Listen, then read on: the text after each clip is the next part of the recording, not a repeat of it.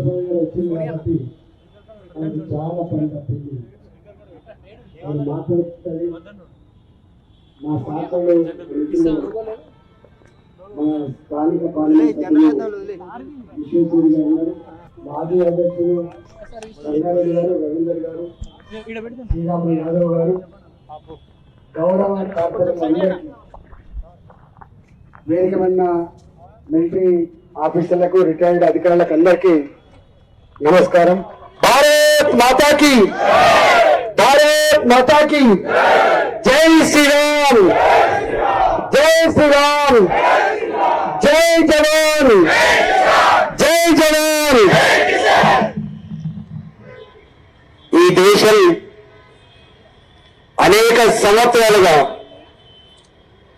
భారత మాతను విముక్తి చేయాలని, విదేశీ పాలకుల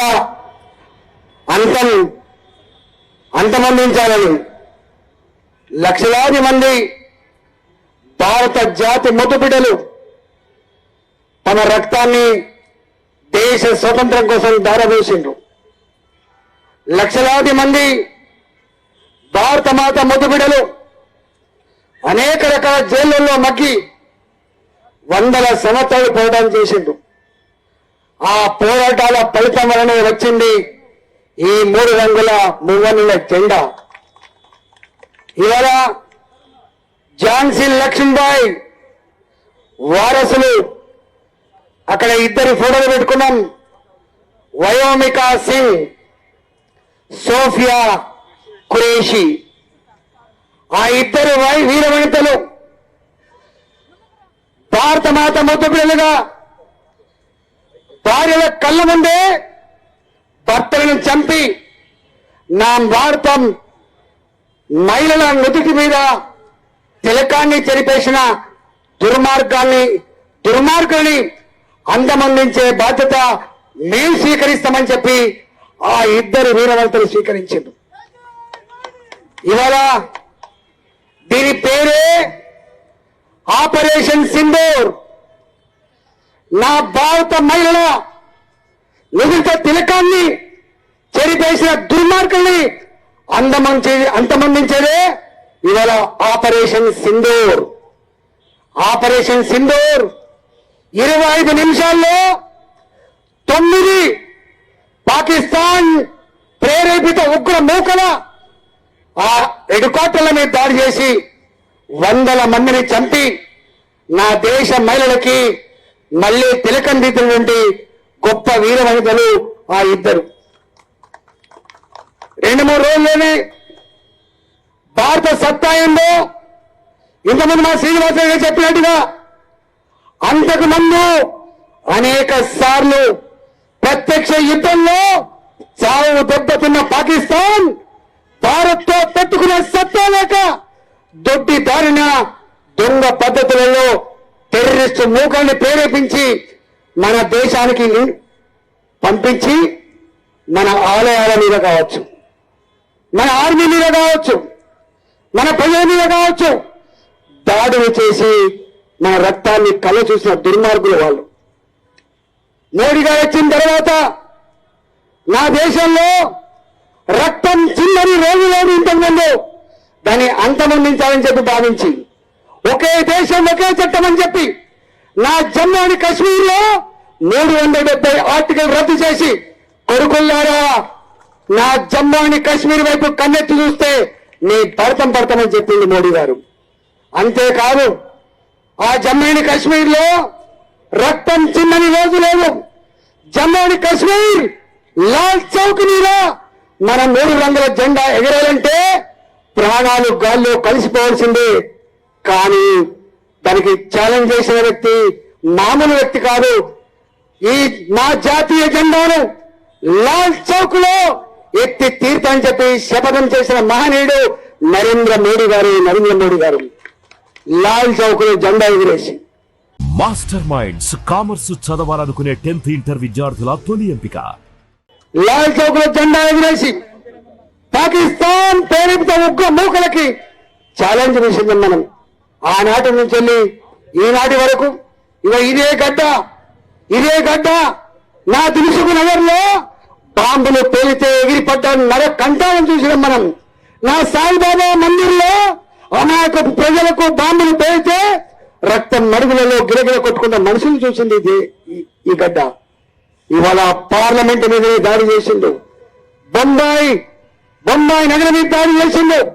ఇవాళ అన్నిటికీ ప్రతీకారం తీర్చుకోవాలని చెప్పి భారత సైన్యం దాని నాయకత్వం వహించేటువంటి నరేంద్ర మోడీ గారు ఉపేక్షించడానికి టైం కాదు, ఇది ప్రతీకారం తీర్చుకోవాలని చెప్పి ఆదేశాలు ఇస్తే 3 రోజుల్లో దాడులు చేస్తే భారత శక్తి ఏందో అర్థమైపోయింది. భారత శక్తి వానికి మాత్రమే కాదు, ఇండైరెక్ట్ గా భారత జాతి ఎదుగుదలను చూడలేని దుర్మార్గపు దేశాలు కూడా వాళ్ళకు అండగా ఉండే ప్రయత్నం చేసిండు, వాళ్ళకు ఆయుధాలు సప్లై చేసే ప్రయత్నం చేసిండు, వాళ్ళ దగ్గర న్యూక్లియర్ పవర్ ఉందని చెప్పే ప్రయత్నం చేసిండు. కానీ నా జాతి ఆత్మగౌరవం ముందు ఇవన్నీ దిగదుడుతాయని చెప్పి వాళ్ళ న్యూక్లియర్ బాంబుల మీద దాడి చేసి ఛాలెంజ్ చేసిన దేశం భారతదేశం. కూడా 3 రోజుల్లోనే మోకరింది ప్రపంచం ముందు. 3 రోజుల్లో మోకరింది తన మిత్ర దేశం అమెరికాని ఏం వేడుకున్నదో, పక్కకున్న దేశాన్ని ఏం వేడుకున్నదో, వాళ్ళ మిత్ర దేశాన్ని ఏం వేడుకున్నదో వాళ్ళందరూ ఒకటే మాట చెప్పిండు, లేదు మీరు యుద్ధం ఆపండి.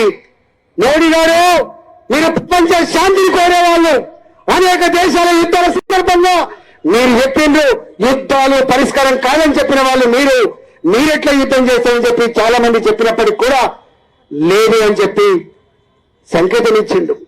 కానీ మోడీ గారికి 3 రోజుల్లో వాళ్ళ ఏరి దేశం ధ్వంసం చేసి వాళ్ళ కాలబేరానికి వచ్చిన తర్వాత ఒకటే చెప్పిండు, మా దేశం మీద దాడి చేసే దుర్మార్గపు దేశాన్ని కావచ్చు, ఆ దుర్మార్గపు టెర్రరిస్టులను కావచ్చు, అంతమందించకుండా మీరు చెప్పే మాటలు వినే ప్రసక్తి లేదని చెప్పి ఛాలెంజ్ చేసి ఇవాళ యుద్ధం ఎప్పటికైనా సిద్ధంగా ఉందని చెప్పి మనం మహాభారత యుద్ధంలో చూస్తాం.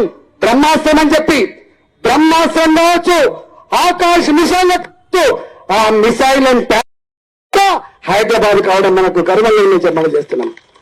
ఇవాళ మన ఆర్మీ చేసిన సాహసం చూపిన తెగువ మన భారత ప్రభుత్వం ఈ మధ్య కాలంలో సంతరించుకున్న టెక్నాలజీ, దాని సందర్భంగా వచ్చిన మిసైల్స్ ఎట్లా చేసినామని చూసినాం.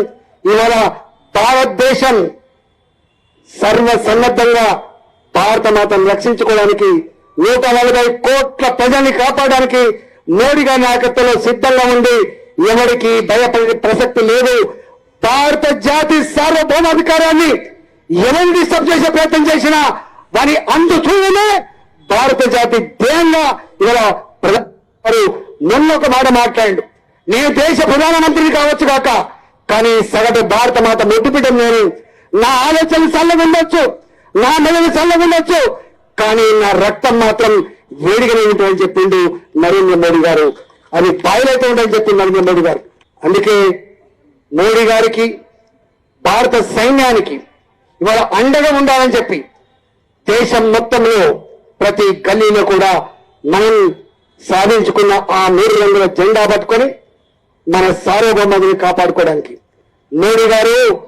మోడీజీ సంఘర్ష్ కరో హమ్ తుమ్హారా సాత్ హై. ఇవాళ సైనికులారా మీరు పోరాడండి, మీకు తోడుగా మేము ఉంటామని చెప్పిండు. ఇవాళ రేపు బాటల మీద అవసరమైతే పోరాటం చేసే సైన్యం మాత్రమే కాదు, టెక్నాలజీ మాత్రమే కాదు, అవసరమైతే యువకులు కూడా, భారత మాత యువ కిషోరులు కూడా ఇవాళ దేశాన్ని రక్షించడానికి సైన్యంతో సిద్ధంగా ఉండమని చెప్పేటువంటి ఇవాళ సందర్భమే ఇవాళ మన ఈ ర్యాలీలో గొప్పగా ఇవాళ ఇన్ని కిలోమీటర్లు, వేల మంది మహిళలు, పిల్లలు, విద్యార్థులు, దేశ మాత పుత్రులు ఇవాళ మీరు దీంట్లో పాల్గొని సంఘీభావం చెప్పినందుకు మీ అందరికీ ధన్యవాదాలు తెలియజేస్తూ, మా అప్పల ప్రసాద్ గారు ఉన్నారు, తప్పకుండా వారు మాట్లాడతారు. నాకు ఇంకొక ప్రోగ్రాం కూడా ఉంది కాబట్టి 7:30కే పోవాలి కాబట్టి నేను ముందే పర్మిషన్ తీసుకున్న మా అధ్యక్షుడు కాబట్టి మా విశ్వేశ్వరరెడ్డి గారు మన పార్లమెంట్ సభ్యులు ఉంటారు, మన నాయకులు ఉంటారు కాబట్టి దయచేసి మీరు అర్థం చేసుకుంటారని చెప్పి ఆశిస్తూ భారత్ మాతాకి జై జవాన్, జై జవాన్, జై రామ్. మాస్టర్ మైండ్స్ కామర్స్ చదవాలనుకునే 10th ఇంటర్ విద్యార్థుల తొలి ఎంపిక.